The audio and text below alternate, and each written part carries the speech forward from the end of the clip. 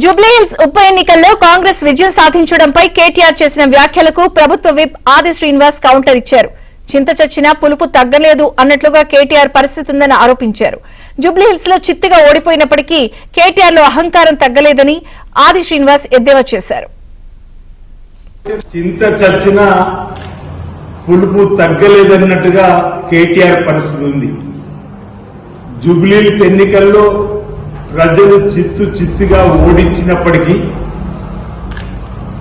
ఓటమి చెంది 12 గంటలు కాకట్ట ముందే మీడియా ముందుకు వచ్చి తన అహంకారాన్ని చూపిస్తున్న పరిస్థితి చూస్తుంటే ఒక ఎన్నికతోనే అంత ఎగిరిపడుతున్నారు.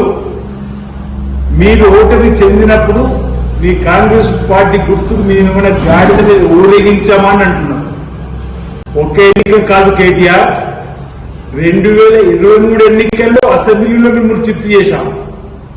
లోకసభ ఎన్నికల్లో మీరు చిత్తుగా ఓడేలా మీరు జీరోకే పరిమితం చేశాం. కంటోన్మెంట్ ఎన్నికలు, నిన్నటి జూబ్లీహిల్స్ ఎన్నికలు, నిన్నటి ఎన్నికల్లో పోలైన ఓట్లను 51% కాంగ్రెస్ పార్టీకి వచ్చింది. ఈరోజు ఎందుకు మీరు ఉలికి పడుతుందో చెప్పంటున్నారు. మీ సొంత చెల్లి వేసిన ప్రశ్నకు ముందు సమాధానం చెప్పు. కర్మ ఇస్ బ్యాక్ అన్నటువంటి దానికి సమాధానం చెప్పుకో. మీ సొంత ఇంట్లో మీ చెల్లెళ్ళు ఇచ్చినటువంటి ప్రశ్నలకు సమాధానం చెప్పుకోలేక